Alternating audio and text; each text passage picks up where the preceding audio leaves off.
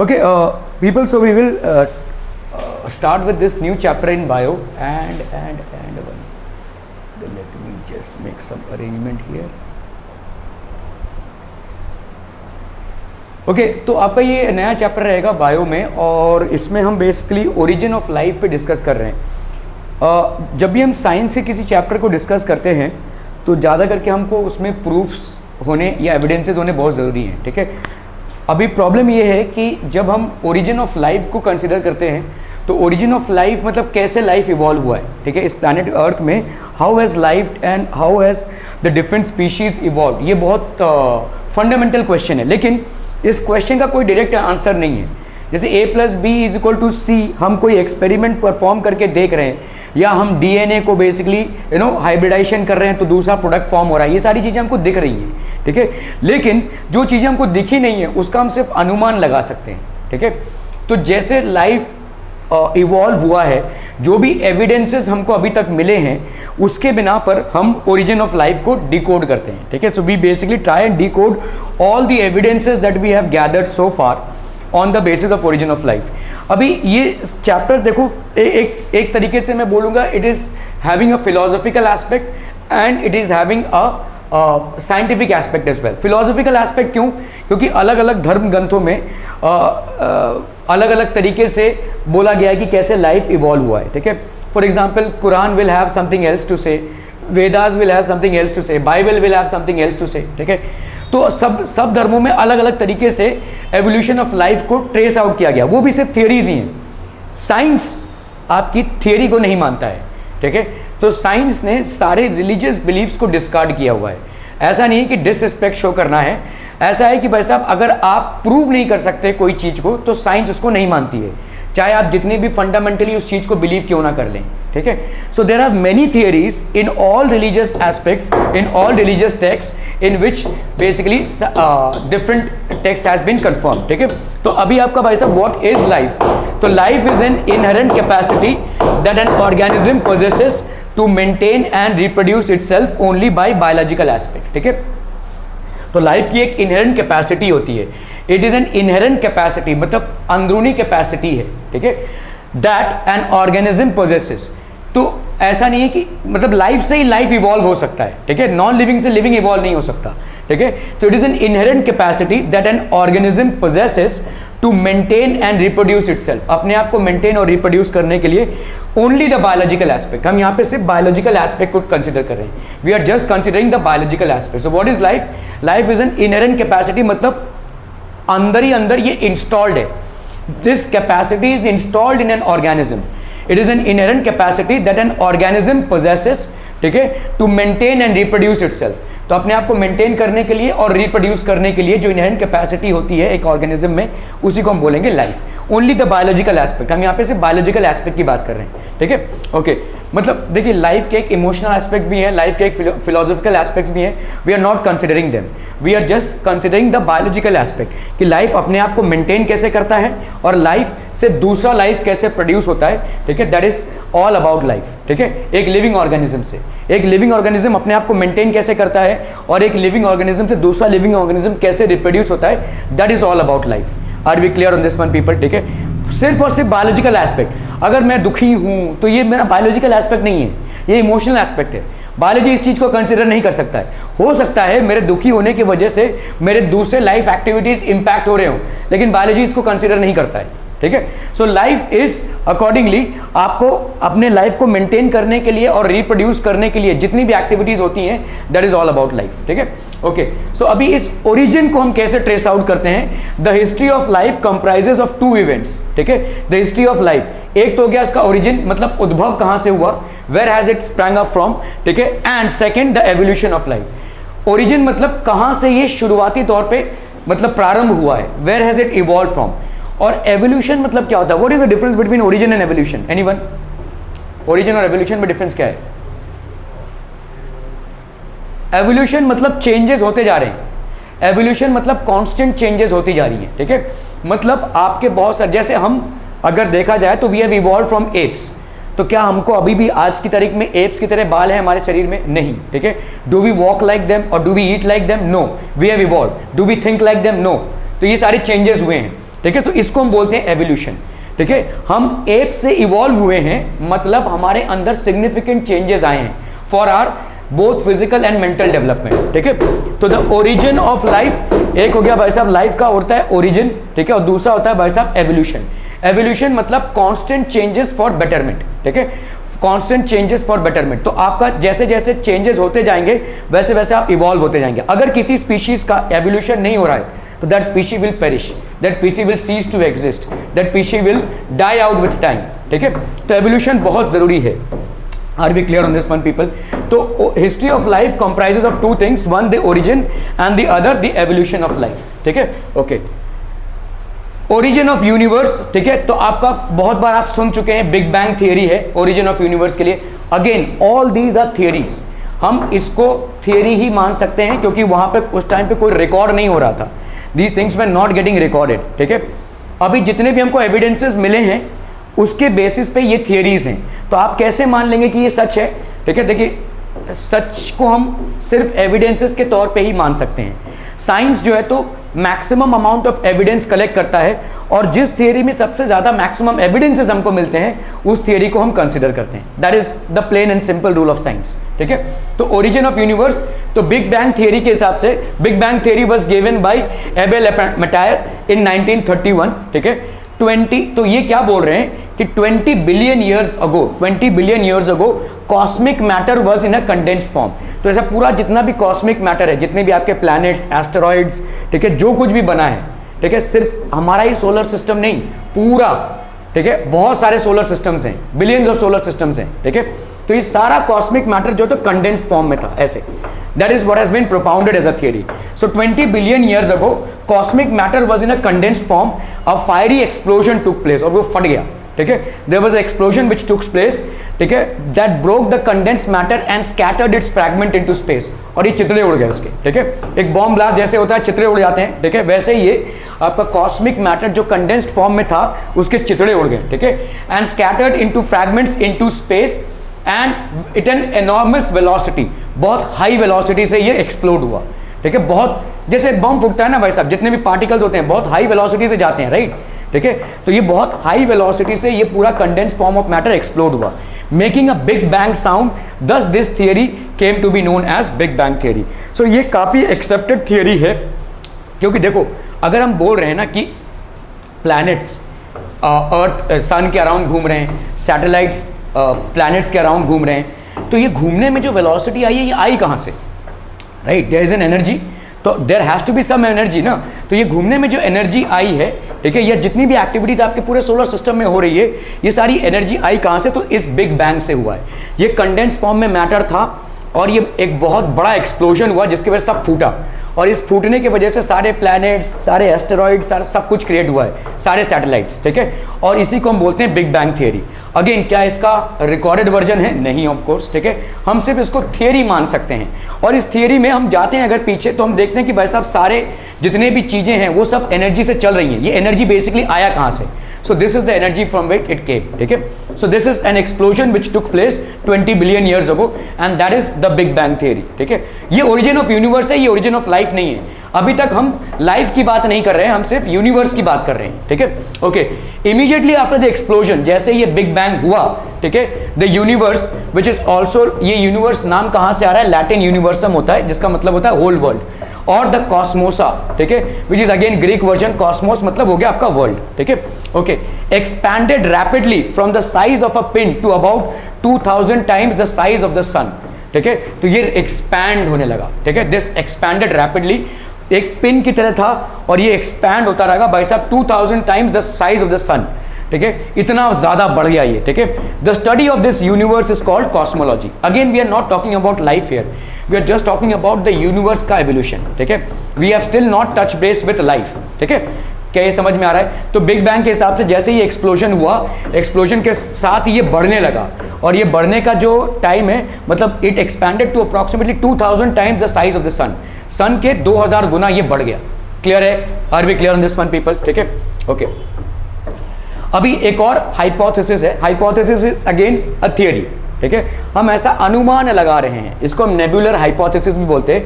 Is the most widely accepted model in the field of cosmogony to explain the formation and evolution of the solar system. So why are we trying to, क्या हमारा aspect यहाँ पे solar system को पढ़ना है? नहीं, we are trying to understand life here, ठीक है, कि लेकिन लाइफ किसी बेस में इवॉल्व हुआ है ना, ठीक है, ऐसी हवा में तो नहीं हुआ है, किसी अर्थ में इवॉल्व हुआ है। तो that is the reason we need to have a little bit of understanding about how the universe और the solar system has evolved, eventually after which life has evolved, ठीक है। तो हमारा पर्पस यहाँ पे सोलर सिस्टम पढ़ना नहीं है या कॉस्मोलॉजी पढ़ना नहीं है, हमारा पर्पस यहाँ पे ओरिजिन ऑफ लाइफ को समझना है, और ओरिजिन ऑफ लाइफ को समझने के चक्कर में हम इस चीज को समझ रहे हैं, ठीक है। तो नेबुलर हाइपोथेसिस बोलते हैं हम इसको, is the most widely accepted in the field of cosmogony to explain the formation and evolution of the solar system. It suggested that the solar system is formed from a gas and dust orbiting the sun. तो ये पूरा जो gas और dust है orbit कर रहा है सन को, उससे फॉर्म हुआ ये। This theory was developed by Immanuel Kant in 1755 and published in his Universal Natural History, इन्होंने बुक लिखी थी, and Theory of the Heavens, and then modified in 1796 by Laplace. तो Laplace ने इसको मॉडिफाई किया था, ठीक है। This is how the nebular hypothesis is. We do not need to go deep into this. We just need to understand that Big Bang and nebular hypothesis are one of the most accepted theories about the evolution of universe. ठीक है, तो ये सारे accepted theories हैं about the evolution of universe. According to the hypothesis our solar system was probably created about 4.5 to 5 billion years ago, पूरा solar system that includes sun, moon, stars, planets, asteroids, ठीक है, meteors, everything, ठीक है।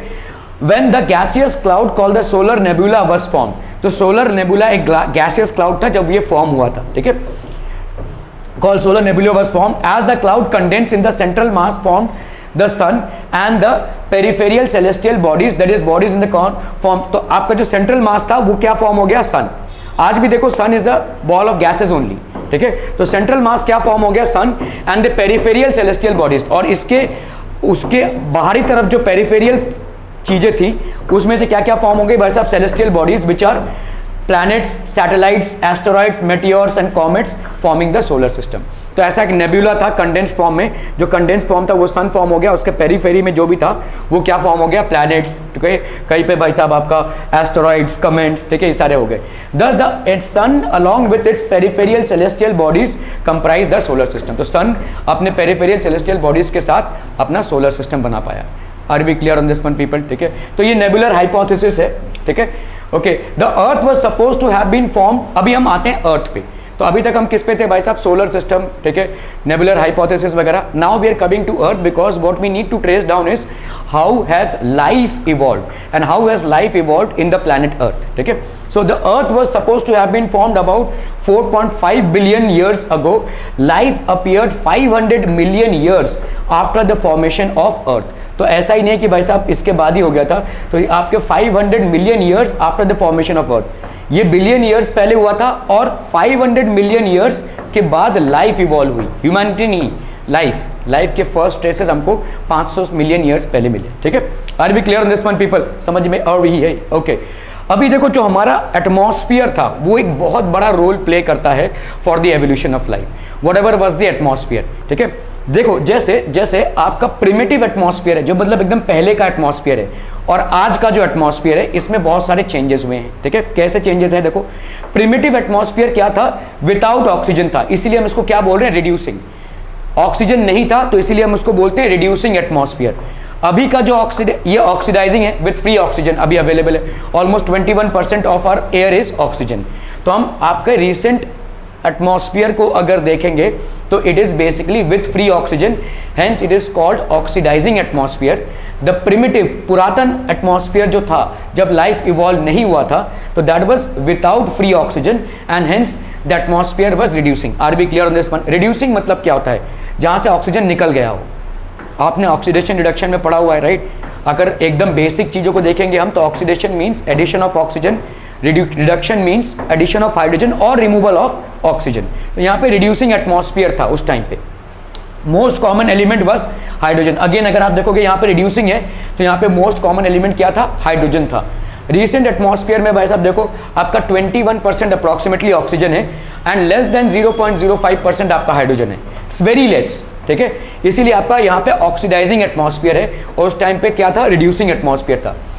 उस time पे जब अर्थ create हो रहा था, नो ओजोन लेयर्स, कोई भी ओजोन लेयर नहीं था, और इसलिए क्या हो रहा था, ultraviolet rays freely reach the earth, ultraviolet rays from the sun they happen to freely reach the earth. अभी आपका ओजोन लेयर है, थिक ओजोन लेयर है, जिसमें होल्स डेवलप हो रहे हैं, ठीक है, और अभी भी कहीं कहीं पे होल्स हुए हैं, तो वहां से अल्ट्रावायलेट रेज आ रहा है, but now we have a ozone layer which secures us from the harmful ultraviolet rays of the earth, ठीक है, okay. The primitive atmosphere was super hot, मतलब बहुत हाई टेम्परेचर था इसका। अभी क्या है भाई साहब, मॉडरेट टेम्परेचर है, सस्टेनेबल टेम्परेचर है in order to live, favourable to origin of life, allowed chemical evolution. तो आपका प्रिमिटिव एटमॉस्फेयर क्या था भाई साहब, it is favourable to origin of life, मतलब अर्थ में जो एटमॉस्फेयर था वो ओरिजिन ऑफ लाइफ को सपोर्ट कर रहा था, ठीक है, allowed chemical evolution, chemical evolution allow कर रहा था, ठीक है। आज की तारीख में जो एटमॉस्फेयर है, it is non favourable to origin of life. क्या ये एवोल्यूशन के भी खिलाफ है? नहीं, एवोल्यूशन को सपोर्ट करता है, लेकिन ओरिजिन ऑफ लाइफ को नहीं। इस चीज को अच्छे से समझिए, ठीक है। पहले का एटमॉस्फेयर ओरिजिन ऑफ लाइफ को सपोर्ट कर रहा था, आज का एटमॉस्फेयर ओरिजिन ऑफ लाइफ को सपोर्ट नहीं कर रहा है। पहले का एटमॉस्फेयर क्या था भाई साहब, रिड्यूसिंग था, ऑक्सीजन कंटेंट ऑलमोस्ट नहीं के बराबर, हाइड्रोजन कंटेंट मैक्सिमम, ठीक है, सुपर हॉट टेम्परेचर्स। अभी ये सारे जितने भी कंडीशंस आप देखेंगे, इन सारे कंडीशंस में ओरिजिन ऑफ लाइफ सपोर्ट हो रहा था, ठीक है, मतलब लाइफ सपोर्ट हो रहा है, लाइफ का ओरिजिन मतलब पैदा होना, ठीक है, पैदा होना मतलब केमिकल एवोल्यूशन सपोर्ट हो रहा था। यहाँ पे भाई साहब आज की तारीख में क्या है, ऑक्सीडाइजिंग एटमॉस्फेयर है, ठीक है, ओजोन लेयर है, एंड मॉडरेट टेम्परेचर है। तो क्योंकि टेम्परेचर ड्रॉप डाउन हो गया है, मॉडरेट हो गया है, इसीलिए केमिकल एवोल्यूशन भी आपका रुक गया है। क्लियर है, समझ में आ रहा है? तो ये आपके atmosphere, primitive and recent atmosphere के बेसिक डिफरेंसेस हैं। इन डिफरेंसेस से हम ये पता लगा सकते हैं कि भाई साहब आपका ओरिजिन ऑफ लाइफ कैसा हुआ था, ठीक है। Are we clear on this one? Okay. Theories of origin of life, theory of special creation जिसको हम बोलते हैं, according to this theory life was created by some super natural power. ये फादर सुवेरेस है, मतलब ये बेसिकली ये Bible की थियरी है, ठीक है।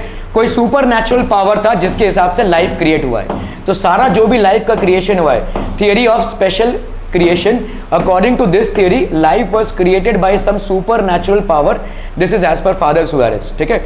मतलब he is the believer of this। Bible वगैरह जितनी भी आपकी थियरीज हैं, जो भी आपकी रिलीजियस थियरीज है, चाहे कुरान का हो, चाहे वेदास का हो, चाहे बुद्धिस्ट हो, चाहे आपका बाइबल हो, all these theories which basically believe that there is some supernatural involvement of some supernatural god or power, that is basically this, ठीक है। इसको हम थियरी ऑफ स्पेशल क्रिएशन बोलते हैं, जिसको साइंस नकारता है, जिसको साइंस नहीं मानता, ठीक है, ओके।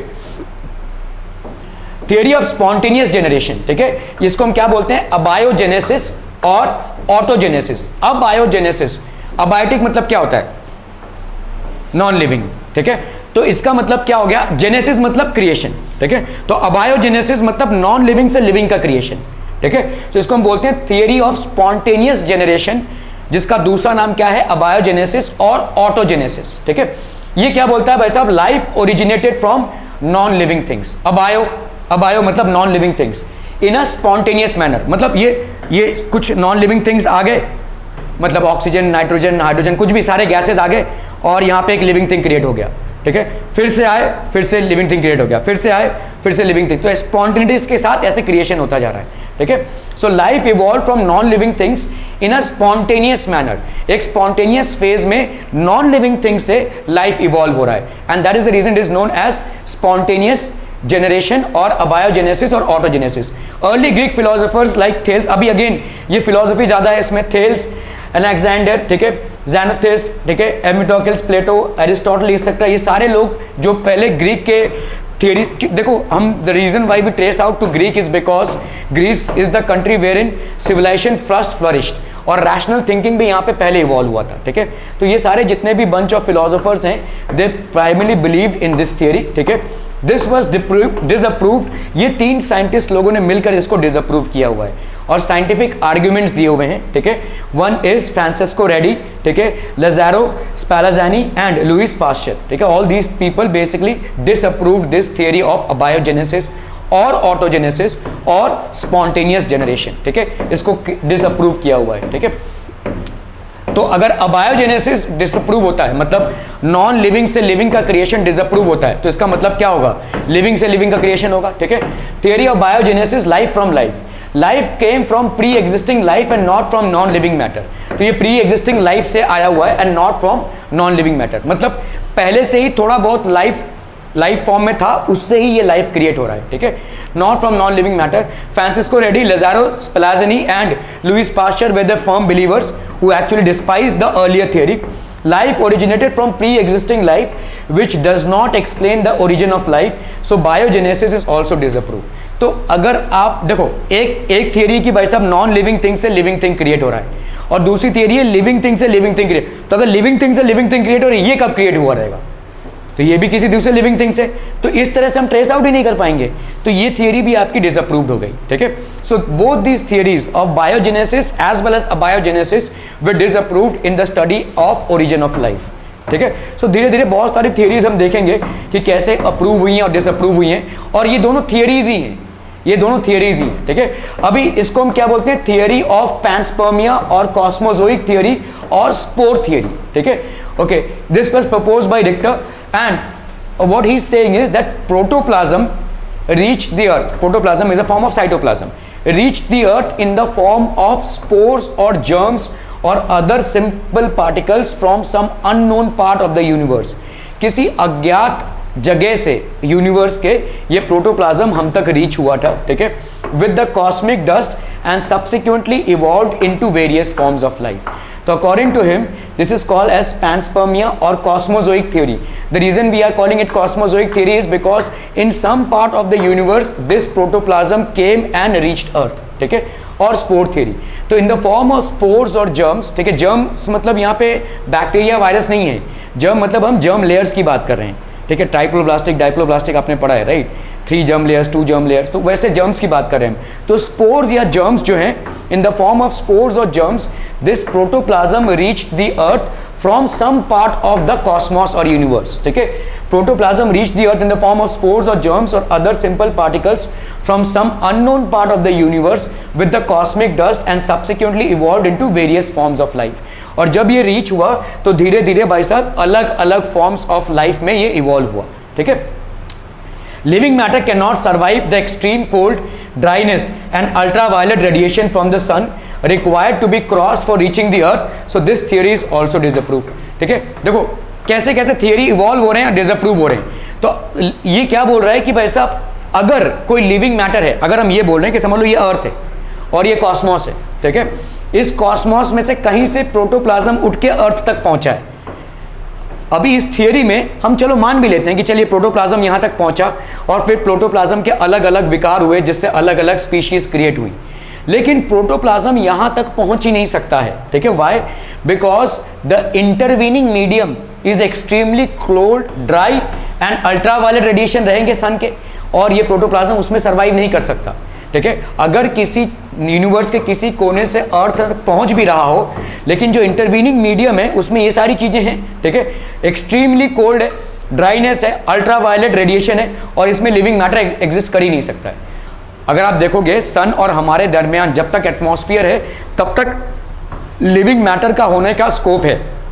एटमॉस्फेयर और सन के दरमियान जितना भी स्पेस है उसमें लिविंग मैटर एग्जिस्ट कर ही नहीं सकता है, इट कैन नॉट, ठीक है। Okay, so these are things which disapprove this theory as well. ये थियरी भी आपकी खारिज होती है, this theory is also disapprove. Oparin Haldane theory of origin of life, ये एक near by close theory of life है।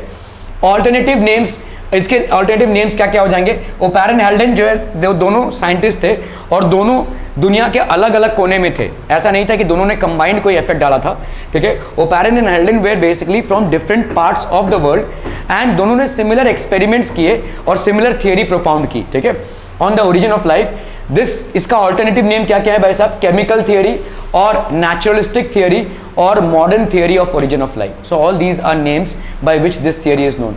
सो ओपेरन एंड हैल्डेन, ठीक है, Oparin was basically a Russian scientist. He published his book the origin of life in 1936 and an English edition was published in 1938. So Oparin was basically a Russian scientist.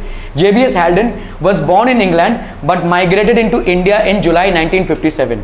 और यहाँ पे भुवनेश्वर में रहते हुए ही उन्होंने ये पब्लिश की थी, ठीक है, in 1957 and settled in Bhubaneswar, Orissa. He was a biologist, biochemist and geneticist, ठीक है, ये सारी चीज़ों पे इनका he had experience in all these things. Both Oparin and Haldane gave similar views regarding the origin of life.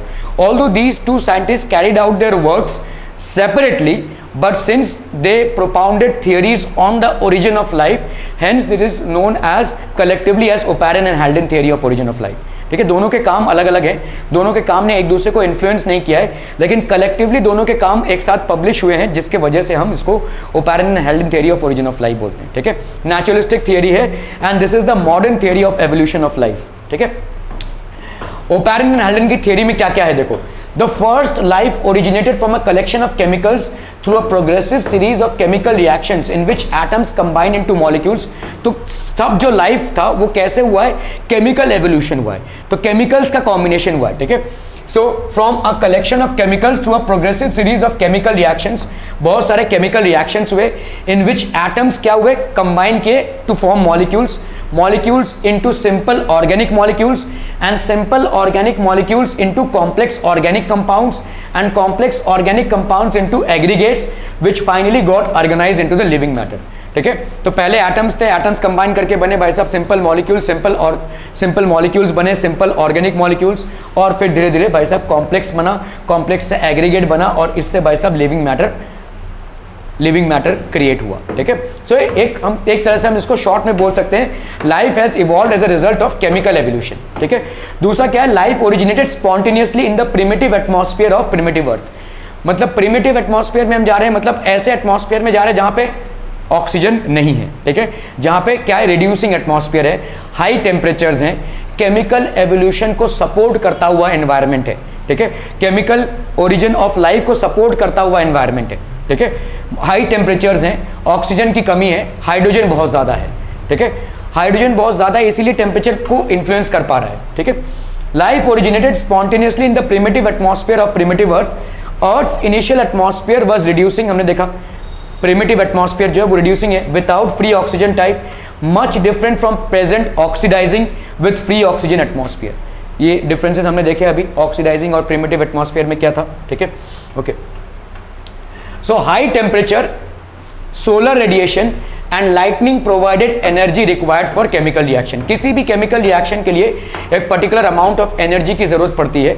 So according to Oparin and Haldane, ठीक है, सारा जो भी लाइफ है वो केमिकल रिएक्शन से इवॉल्व हुआ है, बहुत सारे केमिकल रिएक्शन से इवॉल्व हुआ है. तो अगर ये केमिकल रिएक्शंस हुए हैं तो चलिए हम मान लेते हैं कि एटम्स एग्जिस्ट कर रहे थे, नॉन लिविंग मैटर एग्जिस्ट कर रहा था, वो सारे एटम्स कंबाइन करके मॉलिक्यूल्स बने, फिर वो सारे मॉलिक्यूल्स ऑर्गेनिक मॉलिक्यूल्स बने, फिर फाइनली लाइफ कंपोज्ड हुआ. लेकिन ये सारे जितने भी क्रम हैं, all these steps in which the life evolve has evolve by chemical reactions. और केमिकल रिएक्शंस की रिक्वायरमेंट होती है एनर्जी.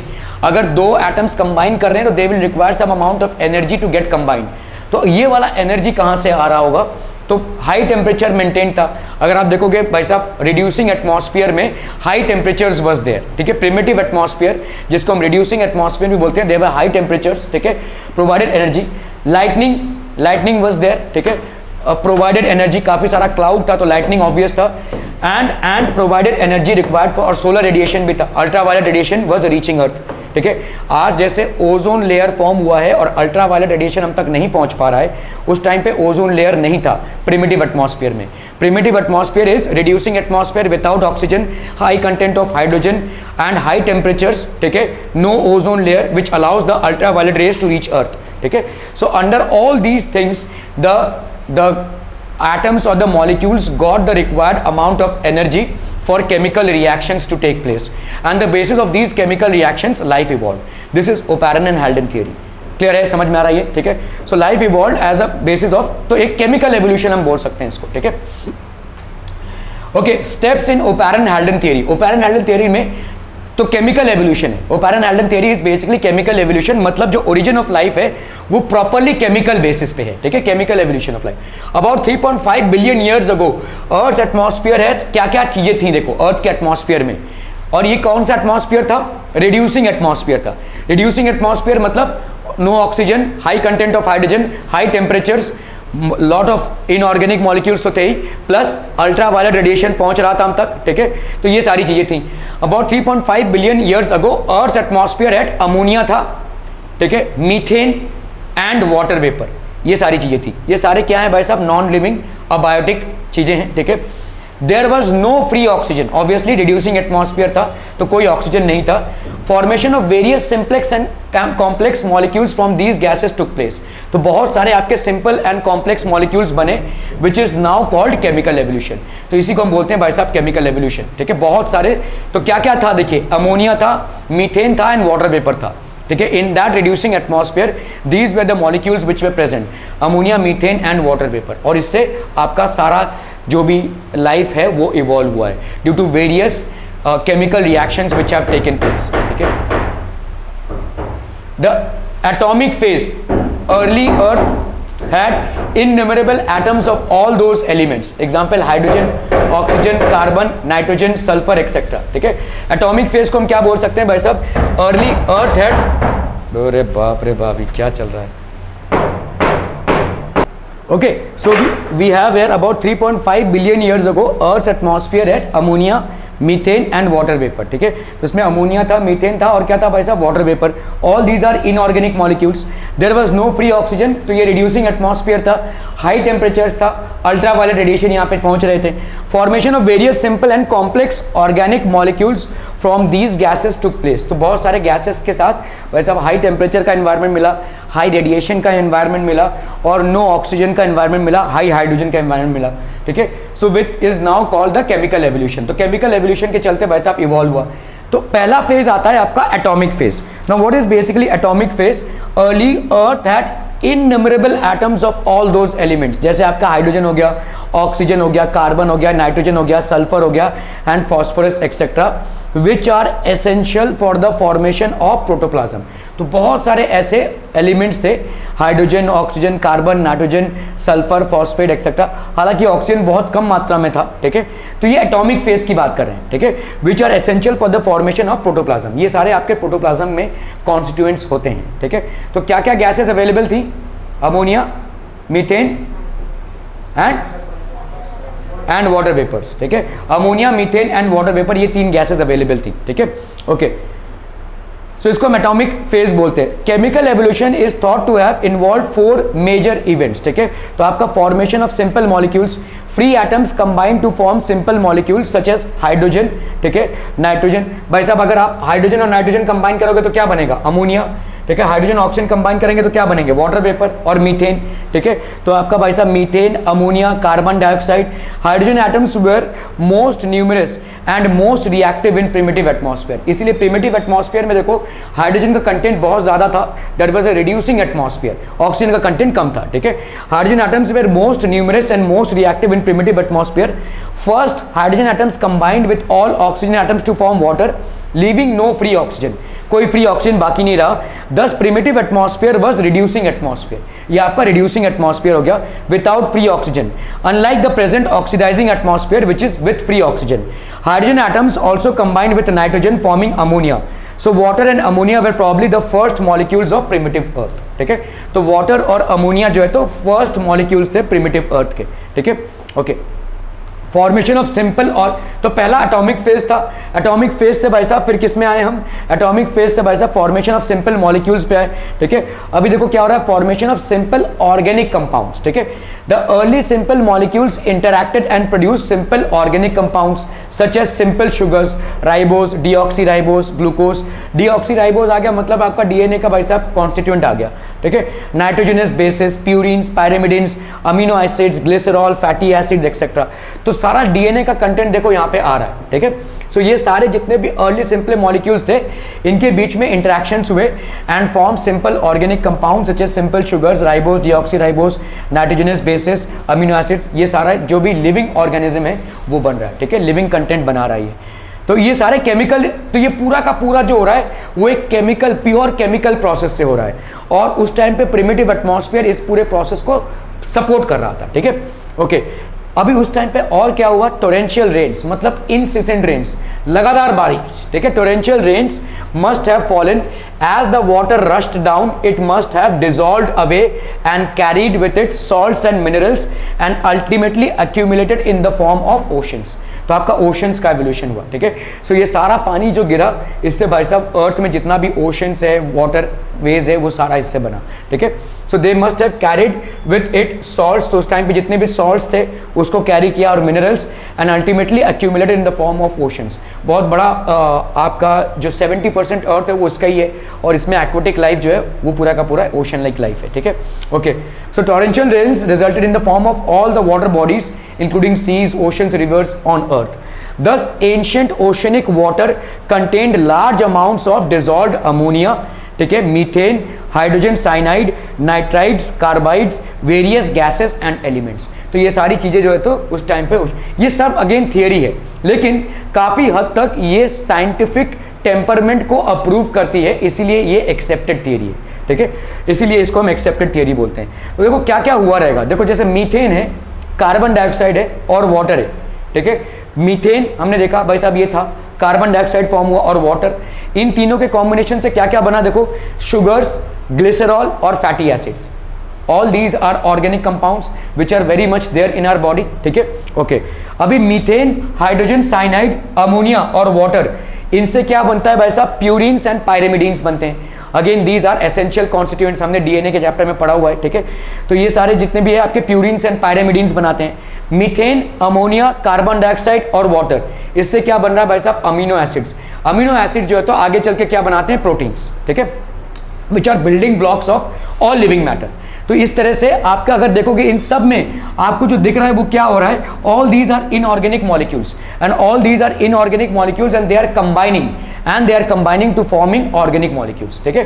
तो पहले एटम्स आए, एटॉमिक फेज, एटम से बने भाई साहब ऐसे मॉलिक्यूल्स, और फिर मॉलिक्यूल से बने आपके ऑर्गेनिक मॉलिक्यूल्स। क्लियर है, समझ में आ रहा है, फेज बाय फेज बना, पहले एटम्स, एटम से बने भाई साहब मॉलिक्यूल्स, वही मॉलिक्यूल्स का कॉम्बिनेशन हुआ, केमिकल रिएक्शन हुआ, तो बने आपके organic molecules which are essential constituent of all living matter. Are we clear on this one people, समझ में आ रही है? Okay, some external sources must have been acting on the mixture for reactions, ठीक है। these external sources might be solar radiations, मतलब जो इस केमिकल एवोल्यूशन को सपोर्ट करता हुआ, ठीक है, ठीक है। तो जैसे आपके सोलर रेडिएशंस, क्योंकि आपने देखा कि भाई साहब ओजोन लेयर नहीं था, ओजोन लेयर नहीं था तो आराम से अल्ट्रावायलेट रेडिएशन जो है सन से हमारे अर्थ तक पहुंच रहे थे। तो radiation such as ultraviolet rays, X rays etcetera, ये सारे पहुंच रहे थे हम तक। Energy from electrical discharges like lightning, तो कहां से इन केमिकल, जो ये केमिकल रिएक्शंस हो रहे हैं, उन केमिकल रिएक्शंस के कॉम्बिनेशंस में एनर्जी कहाँ से मिल रही होगी, तो एनर्जी का एक स्रोत हो गया आपका ultraviolet radiations which were reaching freely, and the other is electrical discharges like lightning. तो थंडर लाइटनिंग उस टाइम पे प्रोड्यूस होती, बहुत सारे क्लाउड्स थे। High energy radiations are other sources of energies, probably unstable isotopes from the primitive earth. ऐसा भी माना जाता है कि उस टाइम पे अनस्टेबल आइसोटोप्स थे। अनस्टेबल आइसोटोप्स मतलब जो रेडियो एक्टिव आइसोटोप्स होते हैं, और रेडियो एक्टिव आइसोटोप्स के डिसइंटीग्रेशन में बहुत सारा एनर्जी इवॉल्व होता है, ठीक है। सो हाई स्टेबल, तो these are basically high unstable isotopes on the primitive earth. There was no ozone layer in the atmosphere, atmosphere में कोई भी ओजोन लेयर नहीं था। A soup like broth of chemicals formed in oceans of the early earth from which living cells are believed to have appeared was termed by J.B. Haldane as the prebiotic soup और high hot dilute soup, ठीक है। तो इस तरह से prebiotic अर्थ मतलब अभी भी कुछ तैयार नहीं हुआ है, ठीक है, but no ozone layer in the atmosphere, a soup like broth, broth मतलब एक झाग सा हो गया है, ठीक है, कलेक्शन हो गया of chemicals formed in the oceans of early earth from which living cells are believed to have appeared. इसी में से सारे लिविंग सेल्स अपीयर हुए हैं, ठीक है। And that is what J.B. Haldane served as prebiotic soup, या इसको हम हॉट डाइल्यूट सूप भी बोलते हैं। प्रीबायोटिक मतलब अभी तक बायोजेनेसिस नहीं हुई है, ठीक है, ये एक सूप तैयार हुआ इन सारे केमिकल्स का which are essential constituents of all living matter, ठीक है। Okay, thus the stage was set for combination of various chemical elements, तो सारे कॉम्बिनेशन बनने के लिए तैयार हो गए। once formed the organic molecules accumulated in water because their degradation was extremely slow in the absence of any life enzyme catalyst, ठीक है। तो ये सारे क्या होने लगे भाई साहब, accumulate होने लगे, और उनका डिग्रेडेशन बहुत स्लो था क्योंकि उस टाइम पे कोई भी लाइफ एंजाइम कैटलिस्ट नहीं था। हमारे बॉडी में जैसे बहुत सारे टाइप्स के एंजाइम्स हैं and these are different catalyst which are there, तो ये बहुत स्लोली डिकम्पोज हुआ, ठीक है। स्टेज वाज सेट, जैसे प्रीबायोटिक सूप तैयार हो गया, stage was set for various chemical elements, once form the organic molecules were accumulated in water, ये सारे के सारे वाटर में जमा होने लगे because the degradation was extremely slow, इनका डिग्रेडेशन नहीं हो रहा था उतनी जल्दी, ठीक है, इन the absence of any life enzyme catalyst. तो लाइफ एंजाइम कैटलिस्ट के एब्सेंस में ये सारे होने लगे। क्लियर है? Are we clear on this one people? Okay, thank you so much for your time.